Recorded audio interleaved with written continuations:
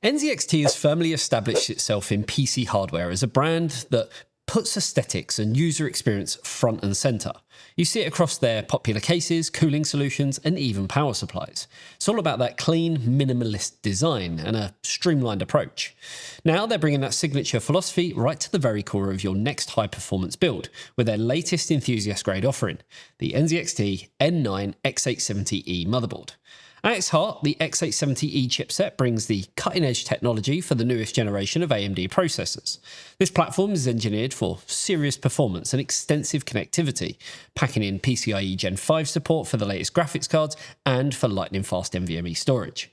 It also brings full support for high-speed DDR5 memory, ensuring ample bandwidth for demanding applications and games.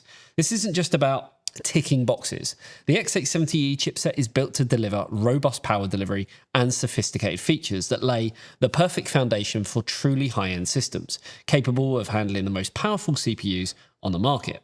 But where many manufacturers in this premium segment tend to lean into aggressive gamer aesthetics or overt flashy performance branding, NZXT takes a markedly kind of different route. The N9 X870E is their unique interpretation of a top-tier motherboard, aiming to seamlessly blend all that formidable hardware capability with NZXT's renowned understated design and integrated ecosystem control. This board is, well, clearly aimed at kind of builders who really care about a clean, refined aesthetic in their systems. Those who want top-tier performance, but without a cluttered look. It's for enthusiasts who appreciate meticulous attention to detail, smart integration, and that smooth, unified experience you often get within the NZXT ecosystem, typically controlled via their CAM software. Of course, this level of premium design, advanced features, and NZXT's distinct approach comes with a price tag to match. While exact pricing can fluctuate, you can expect this board to sit firmly in the high-end segment, costing around $500 in the US and around £420 here in the UK. And this places it among the more premium X870E options available, making it a significant investment. However, for those looking to create a visually striking system with integrated control and flagship performance, that premium might be well worth it. So as we put the N9 X870E through its paces, we'll be checking out how effectively it marries its high-performance chipset with that unique design philosophy. We'll also be looking at its build quality, how thoughtfully its features are integrated, and of course, its raw performance across a range of benchmarks. Does this board truly hit the mark for the discerning enthusiast who wants both power and polish?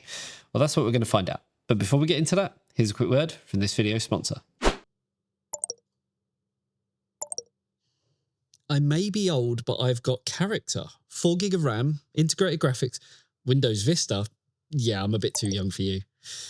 I may not be fast, but I glow in 16 million colours. 30 FPS on 1080p medium settings. No, sorry, I go for more than just good looks. Oh, hello there. Ryzen 7 9800X3D. Strong and intelligent. MSI MPG X870E carbon Wi-Fi, built for speed and stability. You'd never let me down, would you? MSI RTX 5090 Supreme SoC. You're so playful. Be Quiet Shadow Base 800FX. Tall, dark and handsome. And you come with 4 ARGB fans. You really know how to set the mood. 5 years labour, 2 years parts, 12-month collect and return warranty. I think I'm in love. Oh. The Ultra 5090 system from CyberPower PC, the only gaming PC worth swiping right on. Click the link in the description to find out more. So starting with the unboxing, the experience there for this board is immediately NZXT and is very typical of what we've seen before, featuring their signature clean aesthetic in white and purple, with a clear view of the board on the front. Then around the rear, we'll find a detailed picture of the board highlighting key features, along with a full spec table as well. Then, inside, along with the motherboard itself, you'll find 4 SATA cables, of which 2 are right-angled, wireless antennas for the integrated Wi-Fi 7, a manual, and 2 NZXT 8-pin splitter cables for connecting NZXT RGB core fans, or, of course, those all-important hubs. So, while not the most feature-packed accessories, it does cover the essentials to at least get up and running, and this helps to actually keep the cost down, where other brands like Asus and their ROG products pack sometimes triple the amount of accessories, including fashion kind of gimmicks and things like that. And, well, all of these need to be paid for by someone. Now, when you actually get a look at the N9 X870E, you'll see that it is standard ATX, which is a good thing because it means it will fit into most mid-tower and full-tower PC cases without any issues.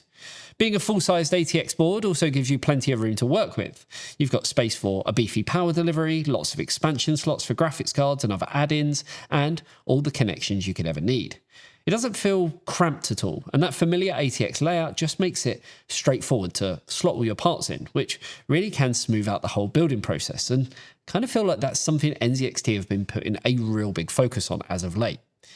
As for how it looks, well, the N9 X870E is pure NZXT. It's got that clean, minimalist style that they're known for. You won't find any flashy, over-the-top gaming aesthetics here.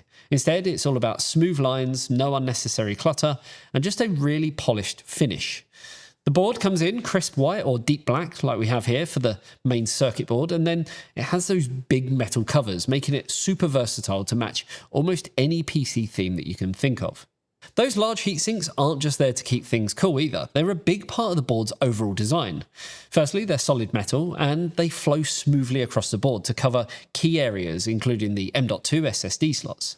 And this just gives the board a really solid, somewhat integrated feel. Plus, you'll find an integrated I/O shield, which just makes the back of your PC look much tidier too.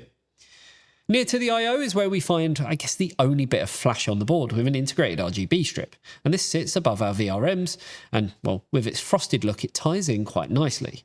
And while you do get full control over it through NZXT's CAM software, it also means, because you get that control, that, well, you can turn it off if you're after just a more sleek look. Now, one detail that I noticed, especially compared to some past NZXT boards, is the absence of a full backplate on the N9 X870E. While many high-end boards include a plate on the back for extra rigidity and heat management, NZXT have pushed its focus to its thermal and aesthetic design on the front side of the board instead. This choice ties into the kind of clean look, but something to note if you prefer that full board rigidity, and, well, something I'd rather see, especially if I'm paying $500 for a board of this caliber. Though I guess this is essentially just an ASRock board with a few changes, and, well, it comes in slightly cheaper. Now, when it comes to features, with this being an X870E motherboard, it does come packed with all of the cutting-edge capabilities you'd expect from AMD's high-end chipset. This includes full PCIe Gen 5 support, which is a huge deal for modern graphics cards, giving them the fastest speeds possible, even if we're not quite at that limiting bandwidth yet. That Gen 5 goodness also extends to NVMe storage, so you can slot in the quickest SSDs around for lightning-fast game loading and data transfers. On top of that, you get full support for high-speed DDR5 memory, making sure you have plenty of bandwidth for demanding applications and, of course, the latest games. The X870E chipset also brings a whole bunch of modern connections, like plenty of fast USB ports, including 3.2 Gen 2x2, which is 20 gigabits per second for super fast external drives. Then for networking, we're looking at a robust wired 5 gigabit port, plus the very latest dual-band Wi-Fi 7 built right in. How NZXT builds on that core X870E foundation is where their unique touch comes in. They've made sure to cover the essential connectivity options, but their approach extends to cooling as well, with those large, solid metal heatsinks, not only contributing to the clean look, but also specifically designed to keep those multiple M.2 NVMe SSDs running nice and cool, preventing them from throttling under heavy use. This covers by the way of a single large heatsink with a thermal pad for the single Gen 5 slot, as well as a larger heatsink again with thermal pads for the 3 Gen 4 slots. And you'll be pleased to know that all slots have quick release functionality, again for easy installation and then removal of your drives. Now, beyond the raw specs, NZXT's kind of real strength lies in its ecosystem integration, and this board is built to work seamlessly with our CAM software, giving you one easy place to control things like fan curves, system monitoring, and all your NZXT RGB lighting, including any connected RGB fans or hubs. And that's why we find plenty of RGB headers and PWM connectors for conventional fans. And, of course, those connectors for the included NZXT splitter cables, as NZXT obviously want you to buy this board as part of their ecosystem. Now, for troubleshooting and overclocking, there is a debug LED towards the top of the board and dedicated power and reset buttons, which are, I guess, pretty typical for a high-end board anyway. In terms of the I/O, it has everything that, well, a high-end user would expect, from vast amounts of USB Type-A ports of varying speeds to the 2 USB Type-C ports, which operate at 40 gigabits per second. Along with this are a mic input and line out port, along with an SPDIF optical port. Then there's our dual Wi-Fi 7 connectors and a clear CMOS and BIOS flashback button to be used in conjunction with a designated BIOS USB port. Now, when it comes to the power delivery, on the N9 X870E, they certainly haven't held back. It comes packing a 20+2+1 phase setup, utilising powerful 110 amp smart power stages, ensuring that whatever CPU you use gets incredibly stable and clean power, even when it's absolutely hammering away under a heavy workload, or if you're pushing it hard with overclocking. Now, the phases are spread around the top and left side of the board and are split between the V-core, the SoC, memory, and miscellaneous. Now, various brands and components make up the VRMs, including Remastered with their RAA229628 digital PWM controller, R2209004 and RAA220075 smart power stages, and a Vishay SIC431A synchronous buck converter, which are all fed power from the two EPS 8-pin power connectors in the top left of the board. Now, keeping all that powerful hardware cool is just as important as the phases themselves, and this is where NZXT's design really stands out yet again. The VRM is covered by large solid metal heatsinks. These aren't just thin pieces of metal, they are chunky, well-engineered blocks designed to efficiently draw heat away from those power components, and ties in perfectly with the board's overall clean and minimalist look. But its main job is, well, performance. Beyond that, under the I/O cover, there are actually two small fans to help expel the heat out the back of your case. And without opening the board up, well, really, you'd never actually know that they were even there. Now, in terms of the BIOS, it is a pretty standard affair for NZXT.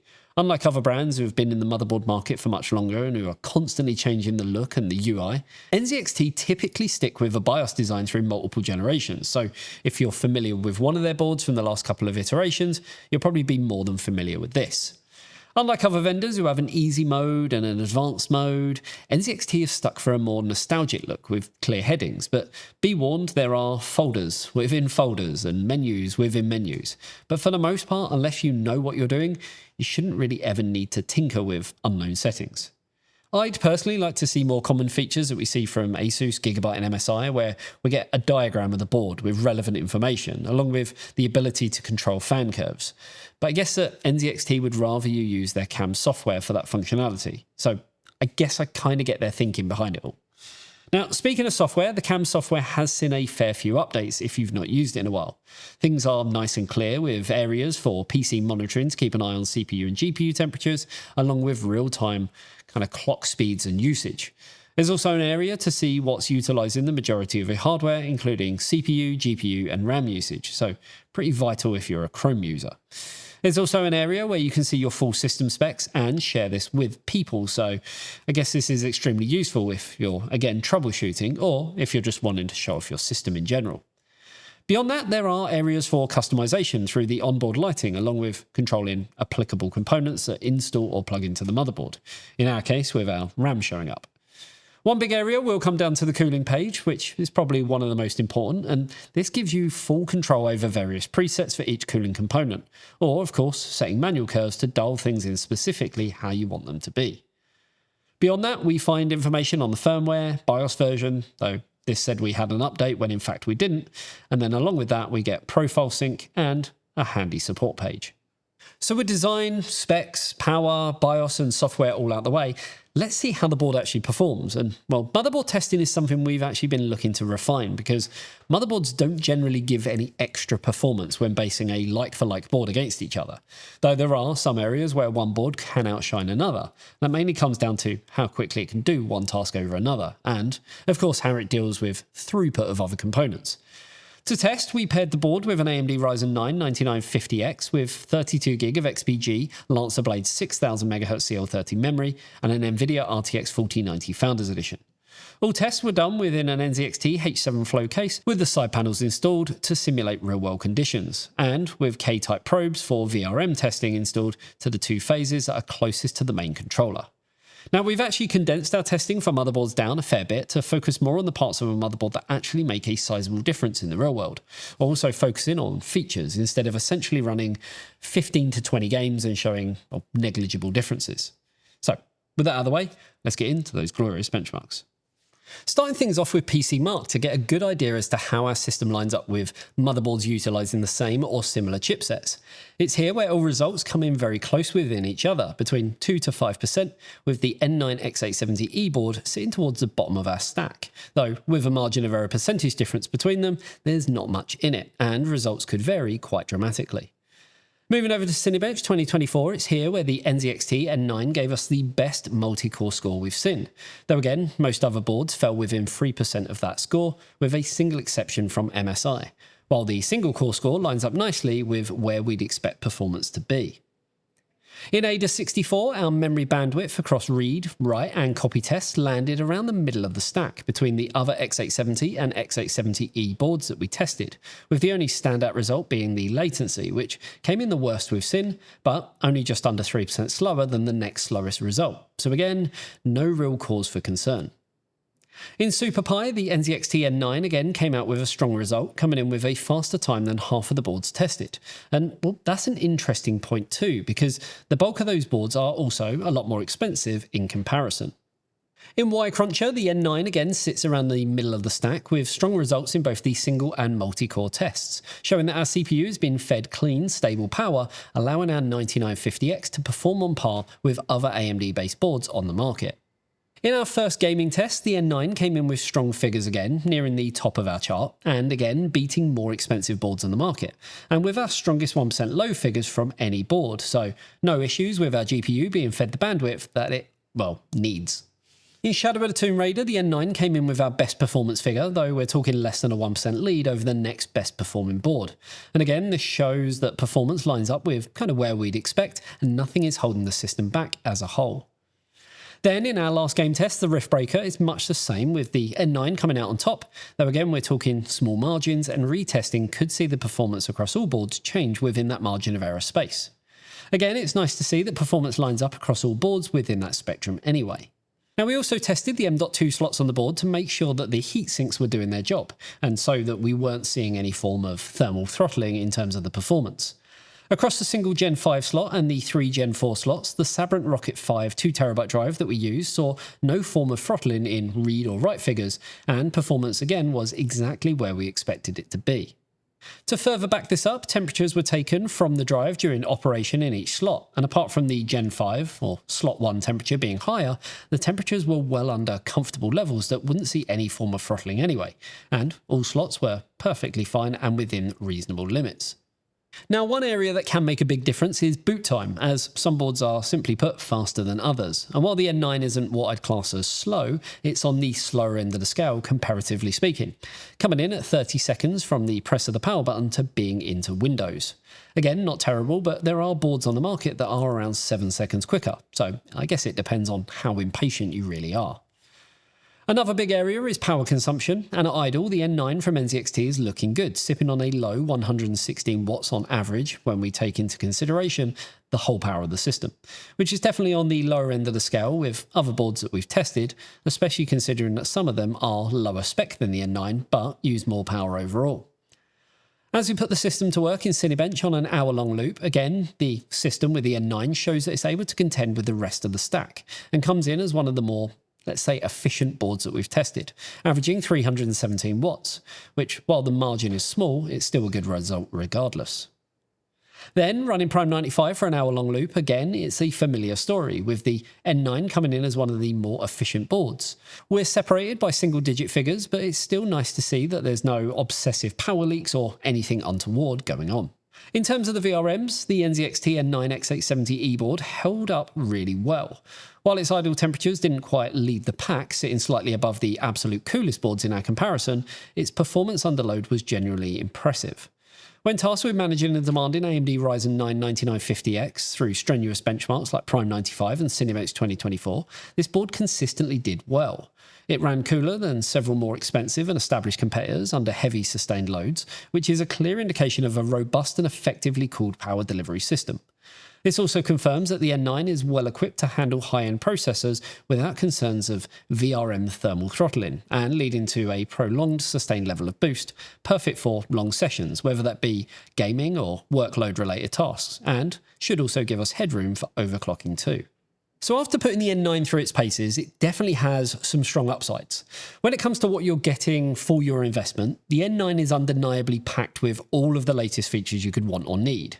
You're not just buying into the bleeding edge capabilities of the chipset itself, like full PCIe Gen 5 support for the fastest graphics cards and lightning quick NVMe storage, you're also benefiting from NZXT's somewhat meticulous and user-focused approach to board design. This includes the incredibly robust power delivery system and excellent cooling that ensures that even high-end AMD processors run stably even under the most extreme loads. Beyond the core chipset, NZXT have added thoughtful and practical touches like the quick release functionality of all the M.2 slots, which is generally reserved for more expensive boards, well, along with the well-designed M.2 heatsinks that prevent that overall throttling. We also get a comprehensive array of I/O ports covering pretty much every modern connection you could need, including high-speed USB Type-C and Wi-Fi 7, and even those cleverly hidden VRM fans for optimal thermal management. In my opinion, it's a board built with the entire user experience in mind, making the building process smoother and the end result just tidier, which is almost somewhat of a mantra for NZXT as of late. In terms of how it performed, the N9 consistently proved its mettle across our extensive suite of benchmarks. While motherboards in this premium tier often show minimal direct performance differences, what the N9 excels at is unwavering consistency and reliability. It, well, lined up perfectly and often edged out other high-end X870 and X870E boards in demanding tasks like Cinebench and Y-Cruncher. And that, well, demonstrates its ability to feed the CPU with impeccably clean, stable power, allowing it to hit and sustain those all-important peak boost clocks. Gaming performance was stellar across the board, ensuring that our GPU always had the bandwidth it needed for fluid frame rates and, of course, strong 1% lows. We also saw that those integrated M.2 heatsinks did their job, frankly, flawlessly, preventing any storage throttling even under heavy use, and also showed good power efficiency even under load. While minor differences exist, such as slightly longer boot times compared to some rivals, these were well within acceptable limits and certainly not a deal breaker for what you actually get for your money. So the big question, should the N9 be the next board that you buy? Well, it's very subjective on motherboards based on design and features, along with connectivity. I think that if it hits the mark for you on that front, then yes, it's a bit of a no-brainer, depending on if it hits the budget that you've set aside. I mean, it's not a cheap board, but comparatively speaking, it definitely hits the mark and is a board for those wanting a powerful, feature-rich platform that stands out, not with aggressive gamer aesthetics or overt flashy branding, but with a clean, minimalistic design. It's for the builder who appreciates all of the features, strong power delivery, extensive connectivity, and thoughtful cooling, but equally values meticulous attention to detail and a streamlined build experience. Also, if you're already invested or planning an NZXT ecosystem build, then the integration and customization through the CAM software makes this an incredibly compelling choice, giving you full control over your system's lighting, the fans, the monitoring, and so forth. It is a premium investment, don't get me wrong. As I mentioned, compared to other boards on the market, it's definitely up there. And, well, yeah, having those features can sometimes lead to even higher pricing. And I feel that NZXT have kind of thought about the development of the N9 and just gone with some very good, strong choices. So there we have it. It's been a while since we looked at a motherboard in detail, and hopefully you enjoyed the changes that we've made to bring our motherboard reviews more in line with what's expected in 2025. And, of course, the best way to test them. Hopefully you enjoyed this video. If you did, a like and a sub to the channel would be amazing. Also, if you love what we do and want to help support everything that we do at eTeknix, you can join the super special Patreon club, where you'll get access to a whole host of goodies, including behind-the-scenes content, meetups at the eTeknix offices, bi-weekly game nights, and so much more. The link is, as always, down below. Thanks for tuning in. I'll see you in the next one. See you later, guys. Bye-bye.